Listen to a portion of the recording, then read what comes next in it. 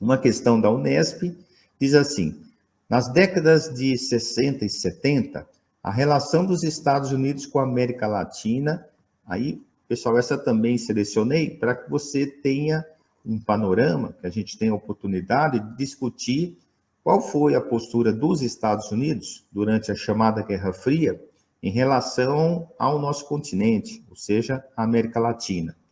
E eles delimitaram. Então, só relembrando, a Guerra Fria durou, a gente pode dizer, grosseiramente, quando acabou a Segunda Guerra Mundial, ou seja, 45. E acabou quando a Guerra Fria? Quando houve a crise do socialismo. Vamos pegar como referência a queda do Muro de Berlim, 89, mas principalmente a crise da União Soviética, 91. Então, é esse intervalo entre 45 e 91. Grosseiramente falando, toda a segunda metade do século XX.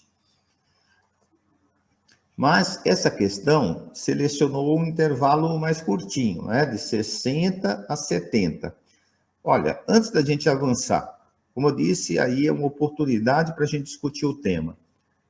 59 aconteceu a Revolução Cubana, portanto, a década de 60 houve um acirramento da Guerra Fria. Por isso que os noticiários falam muito dessa crise dos mísseis em 62, ocorrida em Cuba, porque foi o primeiro país latino-americano a se tornar socialista. Então, foi um momento de muita tensão no mundo e um dos pontos altos da Guerra Fria. Porque quando você for estudar a Guerra Fria depois com mais detalhes, você vai ver que houve momentos onde ela estava, usando aí uma metáfora, mais fria e às vezes mais quente. Então, esse foi um dos momentos quentes da Guerra Fria, aí fazendo um trocadilho com o termo. Mas olha, vamos lá, vamos ver a alternativa A.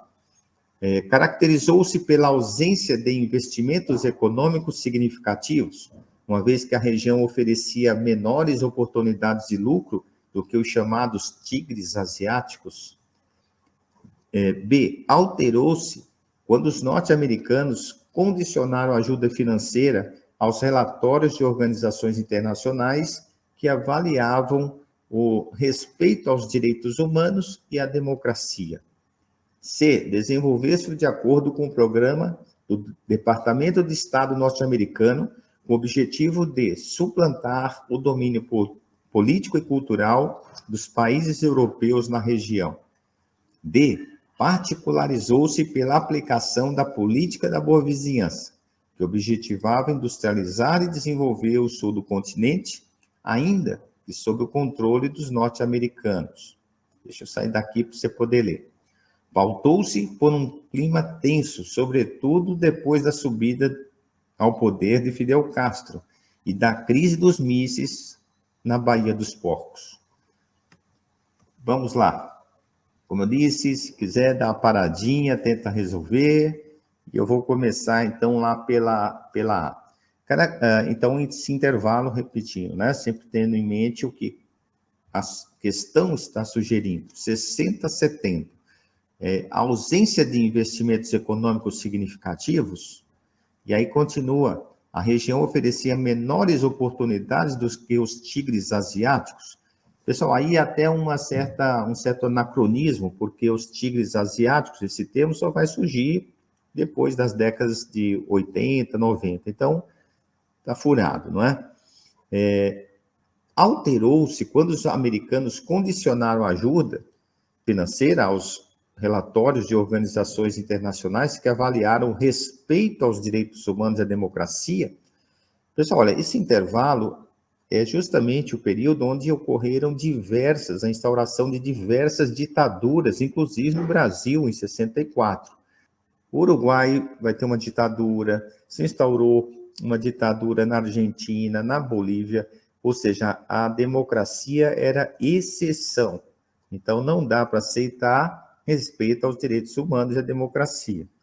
C. Desenvolveu-se de acordo com o programa do Departamento de Estado norte-americano, com o objetivo de suplantar o domínio político e cultural dos países europeus. Não, esse domínio dos europeus na região já tinha deixado de existir. os ingleses, que exerceram uma influência muito grande sobre a economia brasileira, foi lá no século XIX, com a chegada do Dom João VI, que abriu os portos para os produtos ingleses. E já havia acontecido uma certa transição, vamos dizer assim, de influência europeia para os Estados Unidos. Desde a Primeira Guerra Mundial. Se você já estudou a Primeira Guerra, você sabe, a guerra acabou em 18, e a partir daí os Estados Unidos se tornaram uma potência mundial e exerceram influência no mundo inteiro, inclusive na América Latina. Então, tem um anacronismo aí também, não é? Particularizou-se pela aplicação da política da boa vizinhança. Não, essa política da boa vizinhança, que substituiu o Big Stick, foi com a probabilidade da ocorrência da Segunda Guerra Mundial. Então, ali por volta da década de 30, mais ou menos, você vai ter que lembrar também da crise de 29. Então, a crise de 29 abalou muito a economia americana e, paralelamente, estava acontecendo a ascensão do nazifascismo na Europa. Então, os Estados Unidos, com receio que a América Latina recebesse uma influência do nazifascismo, vai adotar uma política chamada de boa vizinhança. Vai tentar se aproximar dos países latino-americanos, até porque, com a iminência da guerra, se ela acontecesse, como acabou acontecendo, eles teriam não só uma questão geopolítica interessante, como também local para obter matéria-prima para manter a guerra. Então, política da boa vizinhança diz respeito ali à década de 30 até o final da Segunda Guerra, até 40, 45, certo? Então, aí está pedindo 60, 70. Então, pessoal, é a alternativa E de elefante, não é isso?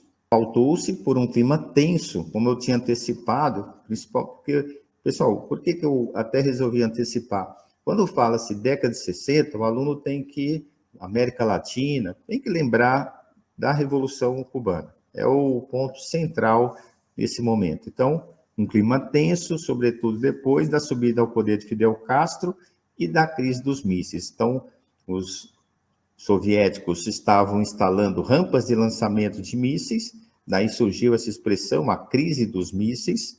Os Estados Unidos, então, determinaram um bloqueio à ilha, nada saía, nada entrava, e aí houve um acordo entre as duas superpotências, como eram chamadas na época.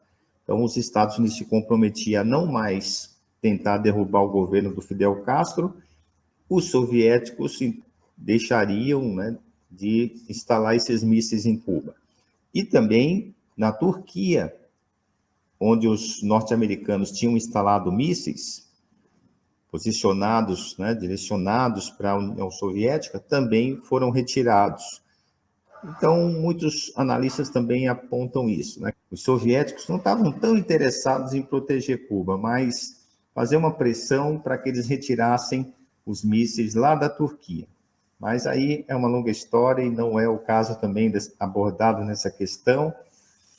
Enfim, vamos então passar para mais uma questão.